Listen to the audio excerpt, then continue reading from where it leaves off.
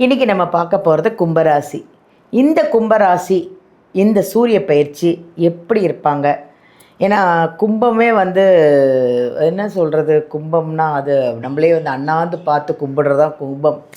அந்த கும்ப ராசிக்காரங்களுக்கெல்லாம் எப்படி இருக்கும் இன்றைக்கி அப்படின்றத அவங்க எதிர்பார்த்துட்ருக்காங்க. சொல்லுங்க மேம்.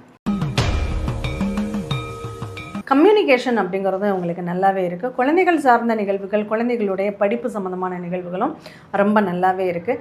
அரசாங்கத்துக்கிட்ட இப்போ ஏதாவது கடன் வேணும் அப்படின்னாலும் கடனுக்கு அப்ளை பண்ணக்கூடிய ஒரு காலகட்டங்களாகவும் இது இருக்குது அப்படின்னு சொல்லலாம். அதே மாதிரி எதிர்ப்புகள் அதிகமாகக்கூடிய ஒரு நேரம் அப்படிங்கிறதும் இருக்குது. நம்ம ஏதாவது நமக்கு ஒரு ஒத்த கருத்துடைய நண்பர்கள் அப்படின்னு இருந்தாலும் கூட இந்த நேரத்தில் கொஞ்சம் கருத்து மோதல்கள், கருத்து வேறுபாடுகள் வருவதற்கான வாய்ப்புகள் அதிகம் சொல்லலாம். அதே போல் அவங்களுக்கு எதிர்பாராத திடீர் நிகழ்வுகள் அவங்களுக்கு சாதகமாக இருக்கா அப்படின்னா, செலவுகள், தண்ட செலவுகள்லாம் எதுவுமே கிடையாது. அது வகையில் பெரிய பாதிப்புகள் இல்லாமல் சின்ன பாதிப்பாக போகக்கூடிய அமைப்பு. கடகத்தில் சூரியன் இருக்கிறதுனால, சந்திரன் நீராசியில் போய் சூரியன் இருக்கிறதுனால அந்த உணவை தண்ணியில் நனைத்து நாய்களுக்கு உணவாக போடுறதுங்கிறது ரொம்ப விசேஷம்.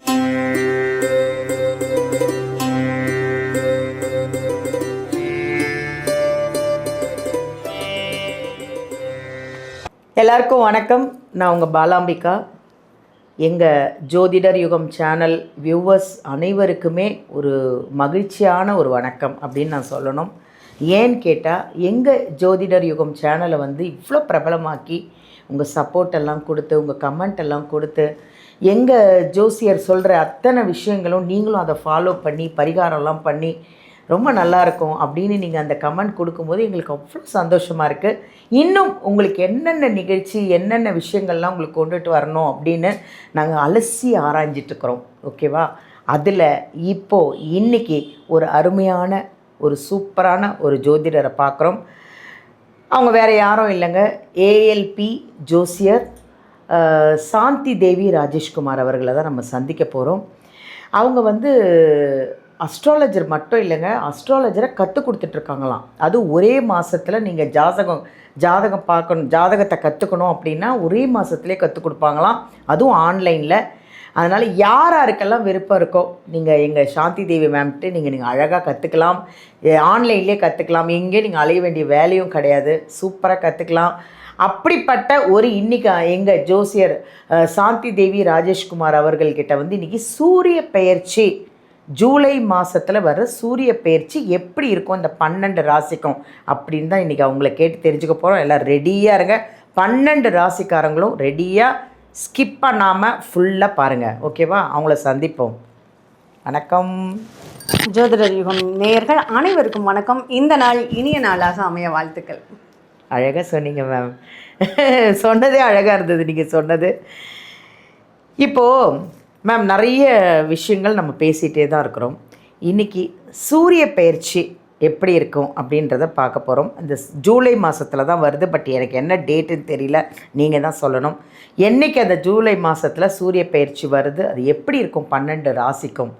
கண்டிப்பாக முதல்ல சூரிய பயிற்சினா என்னன்னு சொல்லுங்க. முதல்ல சூரியனை பற்றி தெரிஞ்சுக்குவோம். ஆமாம், அதுதான் மெயின். பலன்களுக்கு ஆதித்யாய நமகன்னு சொல்லுவோமே. சூரியன் தான் எல்லாமே. நம்மளுடைய தலைமை கிரகம் என்ன அப்படின்னா சூரியன் தான். கிரகங்களுக்கெல்லாம் தலைவர் மட்டும் கிடையாது. நம்ம உலகத்தில் ஜனிக்கக்கூடிய ஒவ்வொரு உயிர்களுக்கும் அவருக்கு அருணுகிரகம் இல்லாமல் உயிர்கள் ஜனிக்காது. அதனால் ஆத்மகாரகன் அப்படின்னு சொல்லக்கூடியவர் யாருன்னா சூரிய பகவான் தான். அப்படிப்பட்ட சூரியனின் நகர்வை வச்சு தான் அந்த மாத பலன்கள் எல்லாமே எடுக்கப்படுது. சூரியன் மட்டும்தான் கரெக்டாக எக்ஸாக்டாக தமிழ் மாதத்திற்கு 1ஆம் தேதியான பயிற்சி ஆகக்கூடியவர் அவர் ஒருத்தர் தான். ஓ, நம்ம ஆங்கில மாதத்திற்கு அப்படின்னு நம்ம எடுத்துக்கிட்டாலும் தமிழ் மாதத்துக்கு தான் அவருடைய பயிற்சி முதல் தேதியிலேயே அந்த வீட்டுக்கு மாதம் மாதம் எப்படி 1ஆம் தேதியான வாடகை கொடுக்கணுமோ அதே மாதிரி தான் ஒவ்வொரு வீட்டுக்கும் அந்த சூரியன் பயிற்சி ஆகிக்கிட்டே இருப்பார். அதில் இந்த கடக மாதம்னு சொல்லக்கூடிய ஆடி மாதம் 1ஆம் தேதி கடக ராசிக்குள்ள சூரியன் பயிற்சி ஆவார். 16 ஆங்கிலத்திற்கு 16/7 அந்த நைட் நேரத்தில் அவர் பெயர்ச்சி ஆகிறாரு. இந்த ஆடி மாதம் சூரிய பெயர்ச்சிக்கு ரொம்ப தை மாதத்துக்கு எவ்வளோ விசேஷம் இருக்கோ அந்த அளவுக்கு ஆடி மாதத்துக்கு அவ்வளோ விசேஷங்கள் உண்டு. ஒரு விவசாயிக்கு தேவைங்கிறது சூரியனுடைய நகர்வுகளில் தான் விவசாயத்திற்கு அது ரொம்ப சப்போர்ட் பண்ணக்கூடியது. அதனால தான் ஆடிப்பட்டம் தேடி விதை அப்படின்னு சொல்லியிருப்பாங்க. அதனால ஒரு விவசாயத்துல இருந்து ஒரு உயிர்களினுடைய அத்தனை நகர்வுக்குமே அந்த சூரியனுடைய அனுகிரகம் ரொம்ப கட்டாயம் தேவை அப்படின்னு தான் சொல்லணும். இப்போ நம்மளுக்கே விட்டமின் இ வேணும்னா சூரியன் கிட்ட தானே நிற்க சொல்கிறாங்க. நமக்கே சூரியன் தேவைப்படுது. விட்டமின் டி அண்ட் இ கூட இருக்குன்னு நினைக்கிறேன். அது விட்டமின் டிங்கிறது ரொம்ப சூரியனுடைய அனுகிரகத்தில் தான். அந்த ஸ்கின் நல்லா இருக்கணும், ஒருத்தங்களுக்கு ஹெல்த்தியாக இருக்கணும், ஆரோக்கியமாக இருக்கணும்னா விட்டமின் டி அப்படிங்கிறது சப்போர்ட் பண்ணக்கூடியதாக இருக்கும். அதனால் இந்த சூரியன் வந்து கடகராசிக்குள்ளே உக்கிரத்தை தணித்து ரொம்ப சாஃப்டாக ஸ்மூத்தாக பயணிக்கக்கூடிய ஒரு காலம் அப்படிங்கிறது உத்தராயணம் தட்சிணாயணம்னு 2 அயனங்கள் இருக்குது. அது அயனம்னா பாதைன்னு அர்த்தம். சூரியன் பயணிக்கக்கூடிய பாதை மாற்றம் அப்படிங்கிறது. அதை தை மாதத்தில் உத்தராயணம் அப்படிங்கிறது ஆரம்பிக்குது. ஆடி மாதத்தில் தட்சிணாயனம் அவருடைய உக்ரம் தணியக்கூடிய காலகட்டங்கள், இனி வரக்கூடிய காலகட்டங்கள். இதுவரையும் அக்னி நட்சத்திர எல்லாம் ரொம்ப தவிச்சு போயிட்டோம் இல்லையா? அதனால இனிமே அதுக்கெல்லாம் ஒரு சொல்யூஷன் கொடுக்கக்கூடிய ஒரு காலமாக நம்மளுடைய ஜென்ரலாக நம்மளுடைய பூமிக்கே அந்த மாதிரி ஒரு தன்மையில் அவர் பயணிக்க போகிறார்.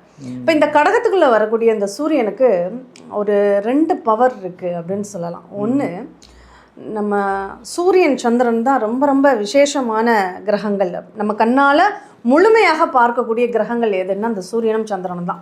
மற்ற கிரகங்கள்லாம் நம்ம நேரடியாக நம்ம கண்ணால் பார்க்க முடியாது. ஏதாவது ஸ்கோப் வச்சு பார்க்கணும். விடிவெளி மட்டும் தூரத்தில் ஒரு புள்ளியாக தெரியும். மற்ற எல்லாமே இந்த சூரியன் முழுமையாக சந்திரனையும் முழுமையாக நம்மளால் பார்க்க முடியும். அதனால் அந்த சந்திரனுடைய வீட்டுக்குள்ளே அந்த சூரியன் பயணிக்கக்கூடிய அந்த காலம் அப்படிங்கிறது ரொம்ப வேல்யூபிளானது அப்படின்னு தான் சொல்லணும். அது இல்லாமல் இந்த சூரியன் கடகத்துக்குள்ளே இருக்கக்கூடிய இந்த நேரத்தில் குரு உச்சத்துக்கு வர்றார். இந்த குரு உச்சம் வரும்போது பொதுவாக ஒரு ராஜா வந்து யார் பேச்சையும் கேட்க மாட்டார் இல்லையா? அவர் கேட்குறாருன்னா ராஜகுருங்கிற ஒருத்தர் பேர் அவருடைய பேச்சை மட்டும்தான், அவருடைய ஆலோசனைகளை மட்டும்தான் அங்கே எடுத்துக்குவார். ஒவ்வொரு அரசவையிலையும் ராஜகுருன்னு ஒருத்தர் இருப்பார். அவர் பேச்சை மட்டும்தான் ராஜா கேட்பார். அப்படி அந்த குரு உச்சம் பெற்று இருக்கக்கூடிய இந்த நேரத்தில் இந்த சூரியன் கடகராசிக்குள்ளே குருவும் சூரியனும் சேர்ந்து வரக்கூடிய ஒரு வேலை அப்படிங்கிறது எல்லாருக்குமே கொஞ்சம் நிறுத்தி நிதானமாக யோசிக்கக்கூடிய ஒரு காலங்கள் கிடைக்கக்கூடிய ஒரு காலகட்டம் அப்படின்னு சொல்லப்படுது. அதனால ஜென்ரலாகவே இந்த மாதம் ஒரு பக்குவத்தோட மக்கள் நடந்துக்கக்கூடிய ஒரு காலமாகவே இது இருக்குது அப்படின்னு சொல்லலாம். அதனால் இயல்பாக கடகராசிக்குள்ளே பயணிக்கக்கூடிய சூரியன் நல்ல பலன்களை நிறைய செய்வார். சுப செலவுகளை அதிகமாக ஏற்படுத்துவார். அடுத்த ஆவணி மாதத்துக்கு பண்ணக்கூடிய அந்த திருமண காரியத்துக்கெல்லாம் இப்போவே தயாராகக்கூடிய ஒரு வாய்ப்புகளை இந்த சூரியன் கொடுத்துருவார் அப்படின்னு சொல்லலாம். ஏன்னா குருவோடு சேர்ந்து பயணிக்கிறார்களா. ஆனால் எந்த ஒரு கிரகமே ஒரு நல்லது பண்ணால் ஒரு கெட்டதை கண்டிப்பாக பண்ணும். அப்படி பார்க்கும்போது இந்த சூரியன் குருவோடு சேரும் போது அது வேதை தோஷம்னு சொல்கிறது. இந்த வேதை தோஷம் என்ன பண்ணும், 2 புத்திசாலிகள் ஒரே உரைக்குள்ளே இருந்தால் என்ன பண்ணும், அந்த கிழிச்சிக்கிட்டு வெளில வந்துடும். அந்த மாதிரி அவங்களுடைய திறமைகளை காமிக்கணும்னு கொஞ்சம் அவசரத்தனமாக சில முடிவுகளை எடுத்து அவஸ்தைப்படக்கூடிய ஒரு காலத்தையும் இந்த குரு கொடுத்துருவார். இந்த சூரியனும் இணையும் போது கொடுப்பார் அப்படின்னு சொல்லப்படுது. அதனால் இந்த காலகட்டங்கள் ரொம்ப நிதானமாக சட்டுன்னு முடிவெடுக்காமல் இந்த சூரியன் அடுத்த கட்டத்திற்கு பயிற்சி ஆகிற வரையும் ரொம்ப சைலண்ட்டாக இருக்கிறது ரொம்ப ரொம்ப நல்லது அப்படின்னு சொல்லலாம். அதனால் அந்த சூரிய பயிற்சி 12 ராசிகளுக்கும் போது ஒவ்வொரு ராசிக்கும் அவருடைய ரோல் என்ன, அவர் என்ன பண்ண போகிறாரு அப்படிங்கிறத நம்ம பார்ப்போம். மேம், சூரிய பயிற்சியை பற்றி ரொம்ப அதாவது புரியாதவங்களுக்கு கூட புரிஞ்சிருக்கும் மேம். அவ்வளோ அழகாக சூப்பராக சொன்னீங்க. இப்போ அந்த சூரிய பயிற்சிக்கு 12 ராசிக்கு எப்படி இருக்க போகுது அப்படிங்கிறத நம்ம பார்ப்போமா? கண்டிப்பாக பார்க்கணும். இன்றைக்கி நம்ம பார்க்க போகிறது கும்பராசி. இந்த கும்பராசி இந்த சூரிய பயிற்சி எப்படி இருப்பாங்க? ஏன்னா கும்பமே வந்து என்ன சொல்கிறது, கும்பம்னா அது நம்மளே வந்து அண்ணாந்து பார்த்து கும்பிடுறதா கும்பம். அந்த கும்ப ராசிக்காரங்களுக்கெல்லாம் எப்படி இருக்கும் இன்றைக்கி அப்படின்றத அவங்க எதிர்பார்த்துட்ருக்காங்க. சொல்லுங்க மேம்.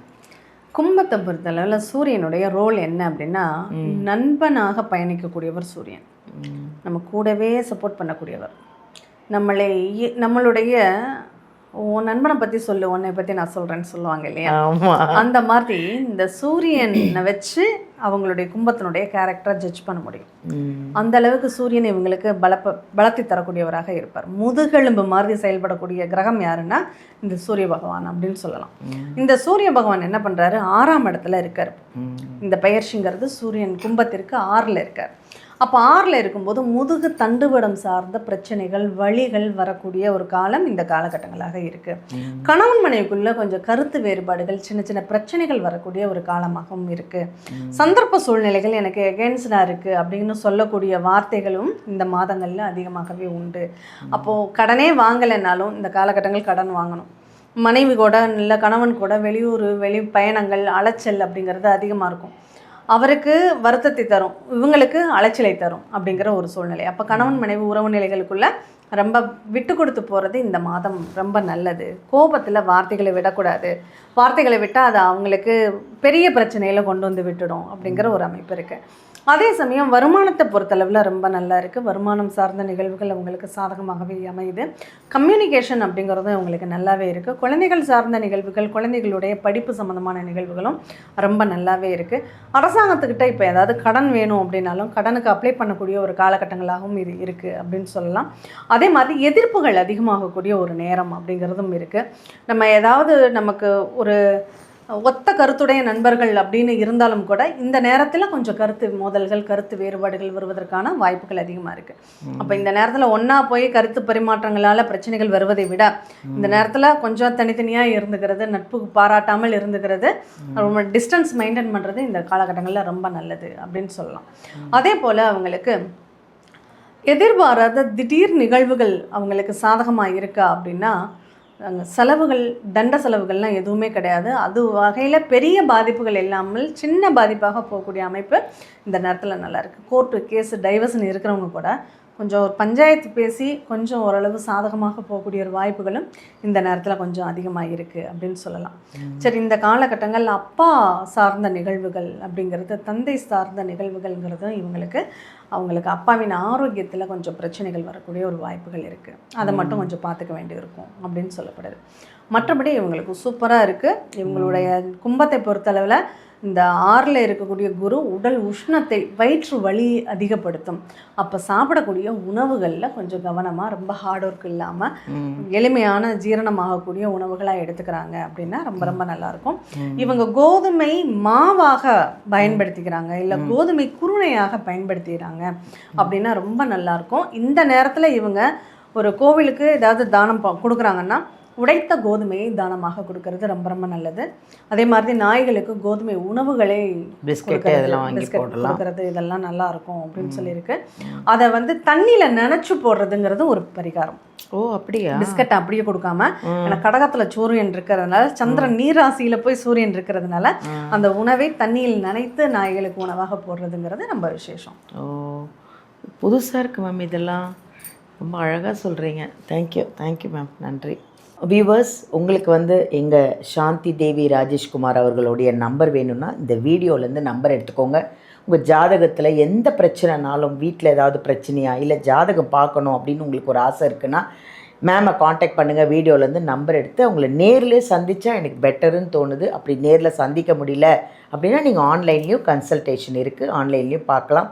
அது இல்லாமல் ஒரு சிறப்பான செய்தி என்னென்னா, நீங்களும் ஜாதகம் கற்றுக்கலாம் அப்படின்னு எங்கள் சாந்தி தேவி மேம் சொல்கிறாங்க. அவங்க கற்றுக் கொடுக்குறாங்க. அதுவும் என்ன, ஒரே மாதத்தில் ஆன்லைன்லேயே கற்றுக் கொடுக்குறாங்க. நீங்கள் எங்கேயும் அலைய வேண்டியதே அவசியமே கிடையாது. அழகாக ஆன்லைன்லேயே அவங்கக்கிட்டே நீங்கள் ஒரு மாதத்துக்கு உங்கள் ஜாதகத்தையும் நீங்கள் பார்த்துக்கலாம். உங்கள் வீட்டு ரிலேஷனு, உங்கள் ஃபேமிலி எல்லாரோட ஜாதகத்தையும் நீங்களே பார்த்துக்கிற அளவுக்கு அவ்வளோ அழகாக, துல்லியமாக, அவ்வளோ அழகாக உங்களுக்கு சொல்லி கொடுத்துருவாங்க. அதனால் வீடியோலேருந்து நம்பர் எடுத்து எங்கள் சாந்தி தேவி மேமை காண்டாக்ட் பண்ணிக்கோங்க. தேங்க்யூ.